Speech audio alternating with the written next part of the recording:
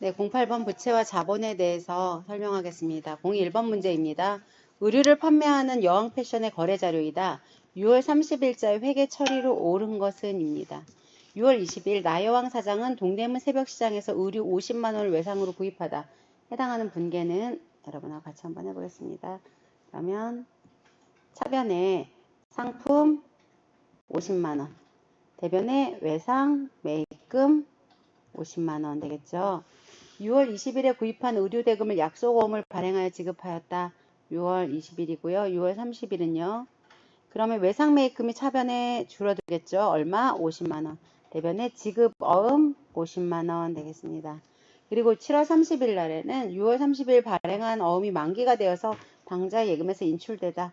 그러면 대변에 있던 지급어음이 차변으로 지급어음 50만원 오고 대변에는 당좌 예금에서 나갔기 때문에 대변에 당좌 예금 50만 원이 되겠습니다. 6월 20일 차변의 상품, 대변의 외상매입금, 6월 30일 그 외상매입금을 지급어음을 발행해서 지급했기 때문에 대변의 지급어음 50만 원. 7월 30일 날은 6월 30일에 발행했던 지급어음이 만기가 돼서 차변의 지급어음이 오고요. 당좌예금에서 출금됐기 때문에 대변의 당좌예금입니다. 6월 30일자 회계 처리로 옳은 것은 6월 30일자는 차변의 외상매입금, 대변의 지급어음입니다. 그러면 정답은 3번입니다. 문제 2번 보겠습니다. 다음 내용 중 매입 채무의 금액을 계산하면 얼마인가 라고 되어 있습니다. 매입 채무는요. 외상 매입금과 지급어음이겠죠. 매출 채권은요. 매출 채권은 받을 어음과 외상 매출금입니다. 매입 채무 금액은 지급어음하고 그 다음에 외상 매입금 더한 얼마? 25만 원이 되겠습니다. 여러분 맞게 다 하셨나요? 예. 1번입니다. 그 다음에 3번입니다. 다음에 대화 내용을 보고 밑줄 친 부분에 해당하는 개정 과목으로 옳은 것은 이라고 되어 있습니다. 나대리가 이야기합니다. 이주임, 급여 작업을 빨리 마무리하고 오후 4시 전에 급여 이체를 하세요. 네, 조금 전 급여 작업은 마쳤습니다. 이번 달 총 급여가 500만 원인데 그중 근로소득세와 지방소득세 그리고 4대 보험 관련된 직원 부담분을 제외하고 420만 원을 계좌로 이체하였습니다. 이렇게 근로소득세, 지방소득세 그리고 4대 보험 관련된 직원 부담금을 처리하는 개정 과목을 우리가 예수금이라고 여러분 학습하셨습니다. 3번이죠. 2번이죠. 4번. 다음에 총계정 원장을 보고 거래를 추정한 것으로 옳지 않은 것은 이라고 되어 있습니다. 지금 보시면 7월 12일과 7월 20일 거래가 있고요. 여러분 외상매입금, 대변에 외상매입금 맞죠? 100만원. 그럼 상품이 차변에 있고 대변에 외상매입금이 있다라고 하면 상품 100만원을 외상으로 매입하다. 7월 20일은요. 차변의 외상매입금, 대변의 지급어음이라고 되어 있습니다.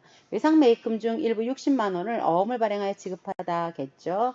그래서 총계정 원장을 보고 거래를 추정한 것으로 옳지 않은 것은 일단 7월 20일 지급어음의 만기가 도래하다. 아니죠. 7월 12일 상품 100만원을 외상으로 매입하다. 맞는 거고요.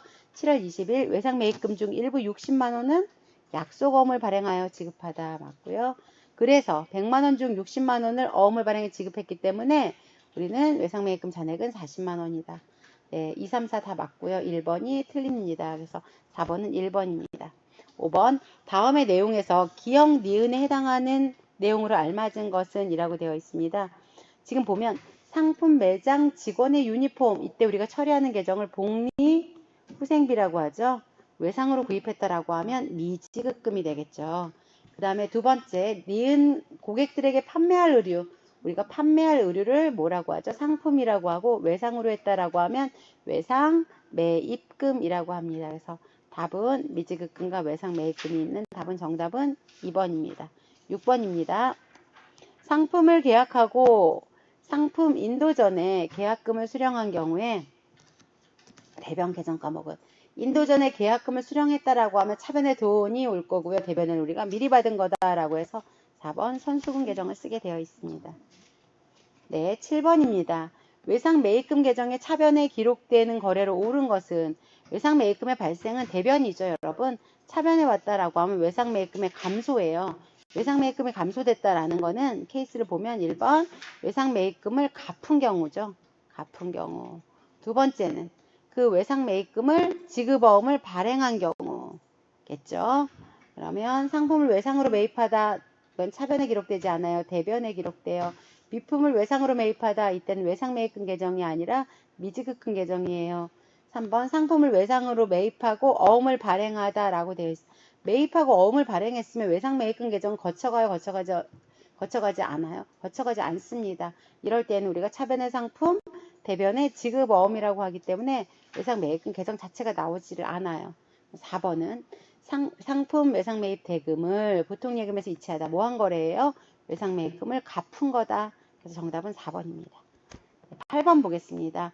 다음에 분기의 내용을 보고 파악한 거래로 옳은 것은 이라고 되어 있습니다. 차변의 인출금이고요. 대변의 현금이에요. 회사 입장에서는 현금이 나갔네요. 인출금으로 처리했다라고 하면 사업주가 개인적인 용도로 사용한 거예요.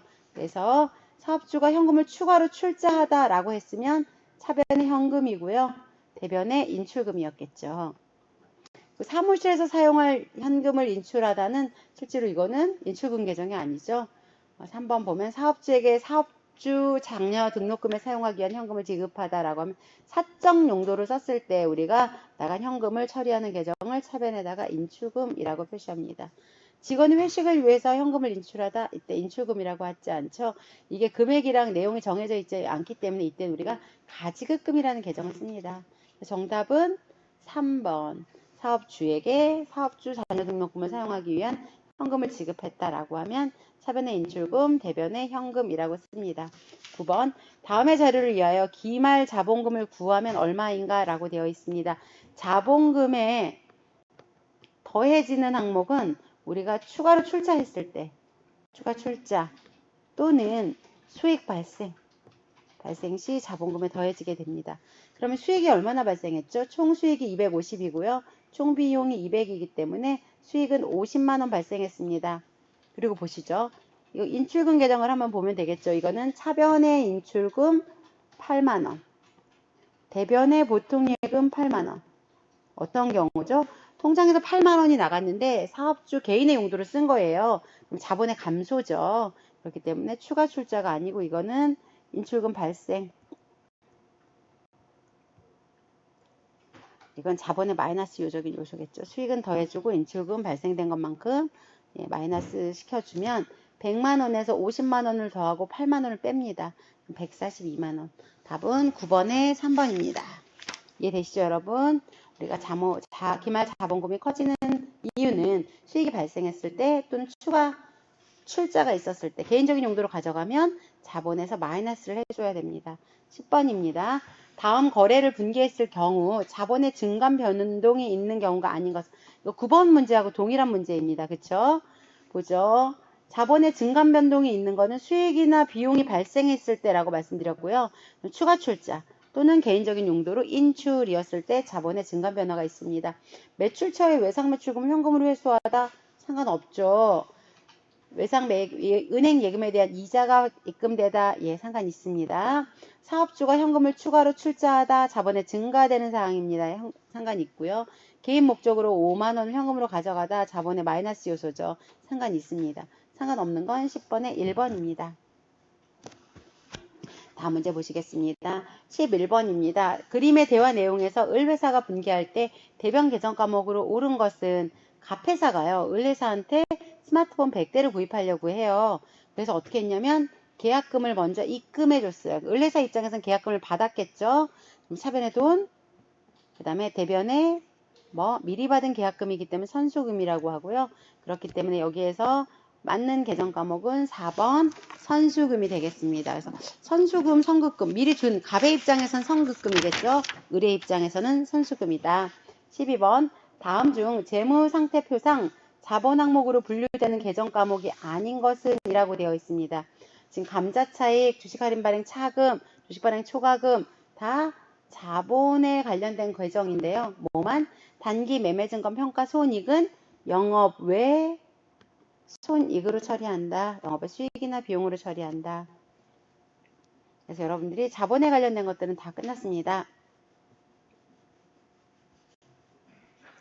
네, 그래서 여러분들은 지금 수익과 비용에 대해서 학습하시겠습니다.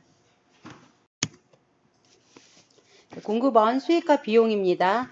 다음의 내용에서 기억과 니은에 해당하는 내용으로 알맞은 것은 기억은요. 의류 도소매점에서 의류를 판매하여 얻은 판매 대금은 의류 도소매점에서 의류 판매에서 얻은 것은 영업이익이죠. 영업수익. 영업수익. 네, 그리고 그 다음에 의류 도소매점 매장에서 사용하던 컴퓨터를 매각하여 얻은 수익은 영업 외 수익이죠. 그래서 답은 3번입니다. 영업수익과 본연의 목적으로 판매해서 얻은 수익을 우리는 영업수익이라고 하고요. 그 외의 것을 영업 외 수익이라고 합니다. 2번 한번 보겠습니다. 계속해서 지금 순매출액, 순매입액 개념들이 많이 나오는데요. 순매출액은 총 팔았던 거에서 실제로 매출했는데 문제가 있어서 돌아온 매출 환입을 빼주고요. 그 다음에 매출 대금을 빨리 갚아서 할인해주는 매출 할인이 되겠습니다. 매출 할인 이거 지우고요. 매출 할인은 빼주고 그 다음에 매출 애누리는 실제적으로 문제가 있었을 때 환입에서 오지 않더라도 내가 그 금액에서 깎아주는 것을 매출 애누리라고 합니다. 그래서 총 매출액에서 매출 환입 돌아온 거 또는 문제가 있어서 깎아준 매출 애누리 그 다음에 매출 대금을 빨리 갚아서 할인해주는 매출 할인 3개를 뺀 것을 우린 순매출액이라고 합니다. 100만원에서 빼보겠습니다. 17만원을 빼면 정답은 2번 83만원이 되겠습니다. 3번입니다. 다음의 내용을 참고하여 올리겠습니다. 참고하여 단계 매출 원가를 구하면 얼마인가 라고 되어 있습니다. 매출 원가는요. 기초 상품 재고액 플러스 순매입액 마이너스 기말이다. 그쵸? 기초가 얼마죠? 기초 상품 재고액은 18만원이에요. 플러스 순매입액은 뭔지 몰라요. 마이너스 기말 상품 재고액은 10만원이에요. 그러면 매출 원가를 구할 수가 있어요. 그래서 여러분 이 물음표에 해당하는 걸 한번 구해 보겠습니다. 순매입액은요. 총 매입액 50만원에서요. 마이너스 매입 환출, 매입 할인, 매입 애누리 2만원, 25,000원, 35,000원을 빼줍니다. 35,000원 각각 빼주면 46만 5천원이 되겠죠. 맞나요? 총 매입액에서 매입 환출, 매입 할인, 매입 애누리 3만원, 3만 5천원을 빼면 46만 5천원입니다. 순 매입액은 46만 5천원이 되겠습니다. 그럼 여러분 18만원 더하기 46만 5천원 하면 64만 5천원. 64만 5천원에서 10만원을 빼면 54만 5천원. 정답은 3번의 1번입니다. 그래서 여러분들이 이렇게 순 매입액 개념을 알아서 매출 원가를 구한다던가 순 매출액을 안다던가 하는 문제들이 계속 나오고 있기 때문에 2번, 3번에서 여러분 이 개념 자체를 확실하게 이해해 주실 필요가 있습니다. 4번입니다. 다음 중 판매비와 관리비 항목이 아닌 것은 이라고 되어 있습니다. 여러분 비용 중에서는요. 판매비와 관리비 그 다음에 영업 외 비용이 있습니다. 그렇죠? 그런데 여기서 지금 보니까 세금공과 연구비, 개발비, 접대비인데요. 개발비는 여러분 개발비라고 되어 있지만 실제로는 뭐다? 무형 자산이다.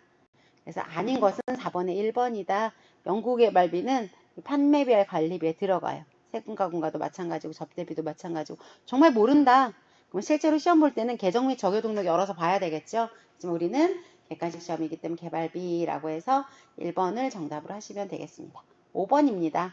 단계 지출과 관련된 자료가 다음과 같을 때 판매비와 관리비는 얼마인가? 여기서 지금 물어보는 거는 각각 일어난 이벤트가 어떤 계정을 쓰는지 그 계정이 판매비와 관리비에 어디에 해당하는지를 여러분 보시는 거고요. 상품 매입할 때 운반비는 운반비 아니고 뭐였죠? 상품 계정이고요. 거래처 직원과 함께 식사한 식사대금은 우리가 접대비라고 하죠. 영업하고 관련 있을 때 하는 거기 때문에 얘도 판관비고요. 상품의 화재보험료도 판매비와 관리비예요. 근데 은행 차입금에 대한 이자는 이건 영업에 관련된 비용이 아니기 때문에 우리가 영업 외 비용이라고 한다.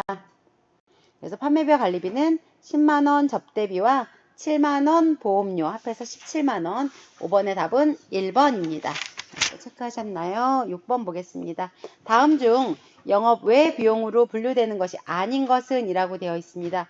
딱 보시면 여러분 감가상각비는요 판관비예요.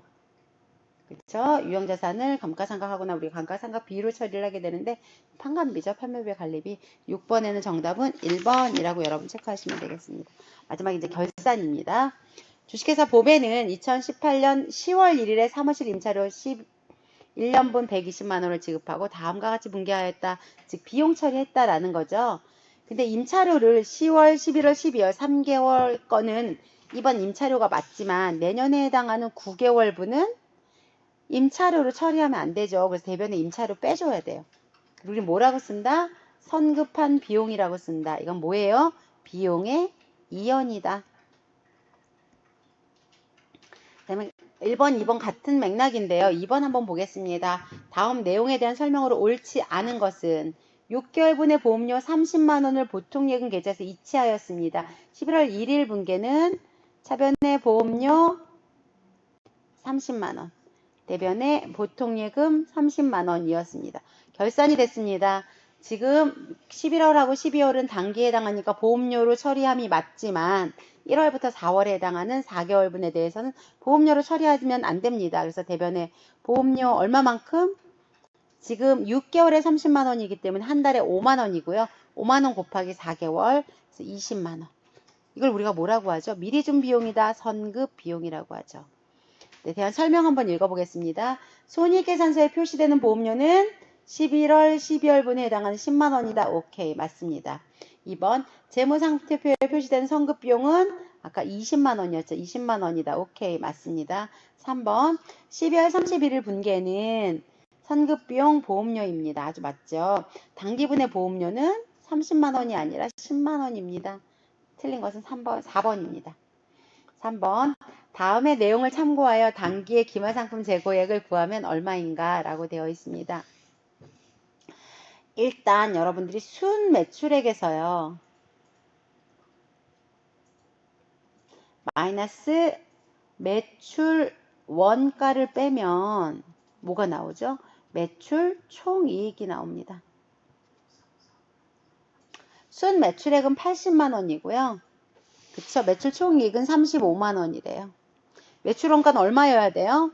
네, 여기서처럼 45만 원이어야지만 뭐가 나온다? 35만 원이 나옵니다. 45만 원은요. 매출 원가는요.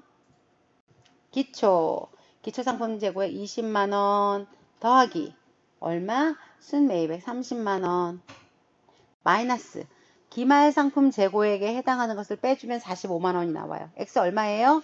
네, 5만 원입니다. 저는 이렇게 산식을 세웠는데요. 여러분 나름대로 이 기본적인 순매출액에서 매출원가를 빼면 매출 총이익이 나온다라는 기본 전제 하에서 어떻게 풀어도 정답만 나오면 상관없습니다.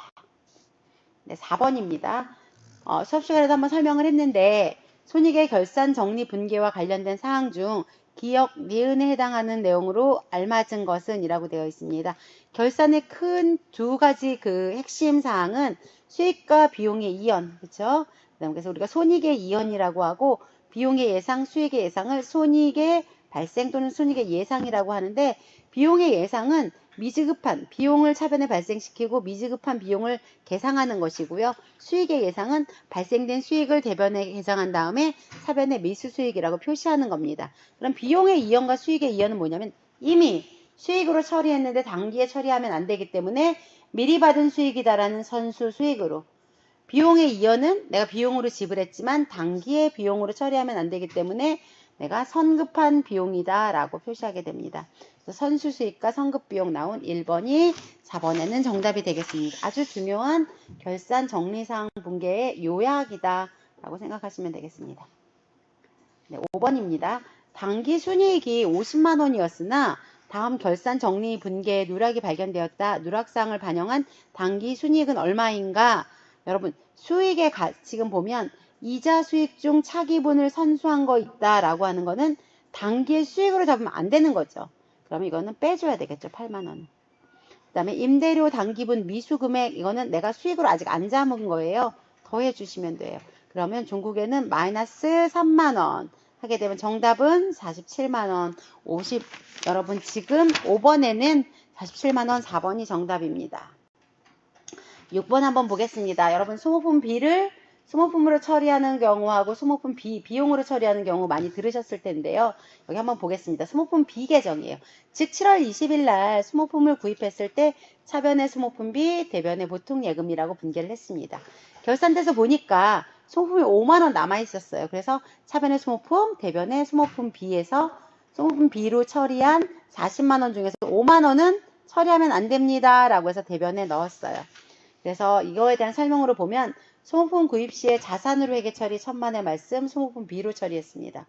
자, 틀린 거죠. 2번 결산 시 손익계산서에 표시되는 소모품 B는 35만 원이다. 맞습니다. 단기에 사용하지 않은 소모품은 5만 원입니다. 결산 시 재무상태표에 표시되는 소모품은 남아있는 5만 원입니다. 그래서 맞는 거는 2번입니다. 6번에 7번 결산에 대한 설명 중 옳지 않은 것은 이라고 되어 있습니다. 결산 과정의 마지막 단계는 계정 마감이다. 맞죠? 결산과 가장 관련이 있는 회계의 기본 과정은 기간별 보고의 과정이다. 3번 결산 작업을 통하여 재무제표가 산출된다. 4번 결산은 현금주의에 따라 조정하는 것을 의미한다. 1, 2, 3번이 뭔지 모르겠지만 절대로 결산은 현금주의가 아니라 무슨 주의? 발생주의에 의해서 한다라는 건 여러분이 잘 알고 있어요. 옳지 않은 건 4번, 1, 2, 3번은 맞는 것이니까 여러분이 꼭 기억을 해 놓으시기 바라겠습니다. 8번입니다. 다음 중 기말결산 시 수정사항이 아닌 것은 이라고 되어 있습니다. 감가상각 하셔야 되죠. 매출 채권의 대손 추정해야 되고요. 미지급한 비용이 있거나 아니면 미수한 수익이 있으면 인식을 해야 됩니다. 그렇죠? 그 다음에 단기 매매증권의 처분에 따른 손익인식은 결산이 하는 게 아니고 처분할 때 하는 거고요. 단기 매매증권 평가에 따르는 손익인식을 결산 때 하시게 됩니다. 9번입니다. 결산을 하면서 선급보험료 중 기간 경과로 인하여 소멸된 부분에 대한 수정 분계를 누락하였다.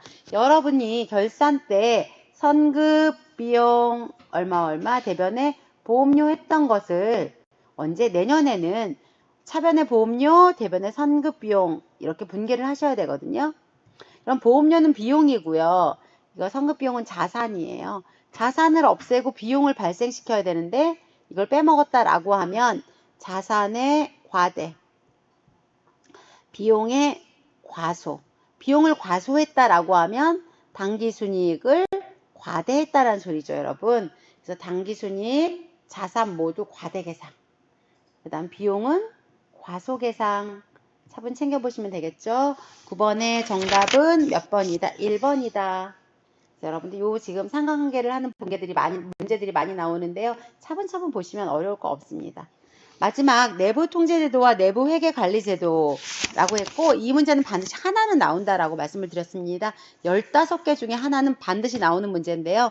89페이지와 92페이지의 내용을 여러분이 한번 읽어보시는 게 가장 좋습니다.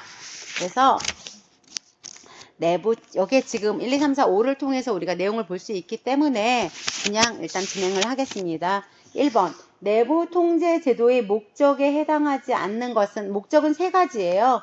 1번, 2번, 3번이에요. 기업 운영의 효율성 및 효과성 확보, 그 다음에 2번 재무정보의 신뢰성 확보, 3번 관련 법규 및 정책의 준수가 내부 통제 제도의 목적이고요. 그걸 목적이라고 하기로 한 거예요, 여러분. 뭐 해야 된다? 외우고 인지해야 된다. 경영성과 극대화는 아니에요. 그래서 정답은 내부회계관리제도에 해당하지 않는 것은 4번. 그 다음에 내부통제제도의 구성요소, 아까 지금 통제제도의 목적 알았고요. 기억하셔야 돼요, 3개. 그 다음에 내부통제제도의 구성요소는요.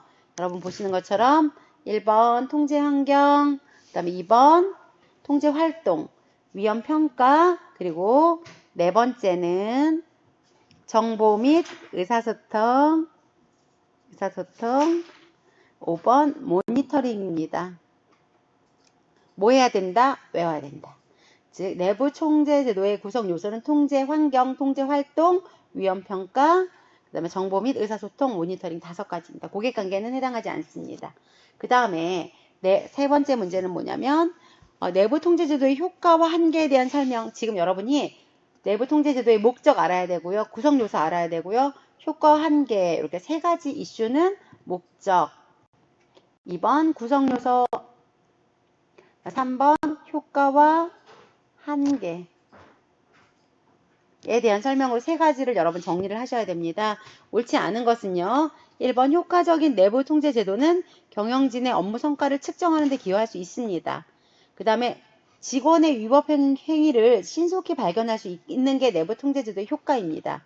그리고 회사가 시의적절한 대응 조치를 취할 수 있게 하는데 실제로 이것도 운영 과정에서 발생하는 집행 위험은 할 수 없기 때문에 3번 효과적인 내부 통제 제도를 통해서 모든 위험을 통제할 수 있다는 천만의 말씀입니다. 그래서 이게 한계, 대표적인 한계라고 여러분이 기억을 하시면 되겠습니다.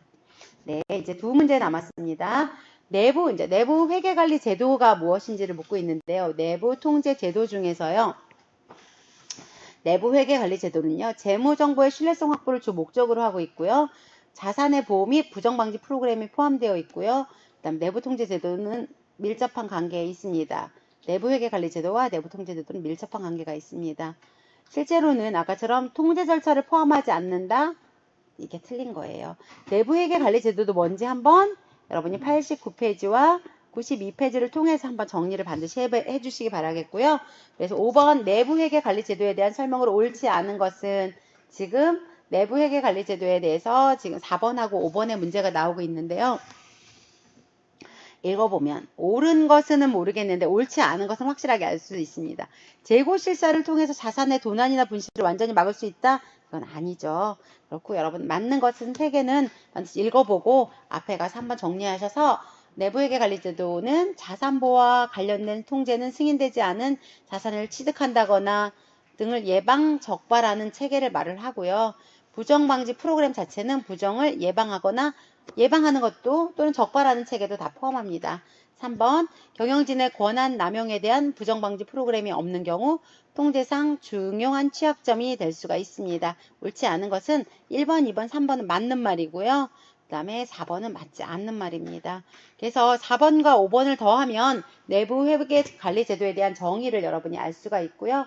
한 번 더 89나 92페이지에 가서 이것들을 정리하시기 바라겠습니다. 네, 수고하셨습니다.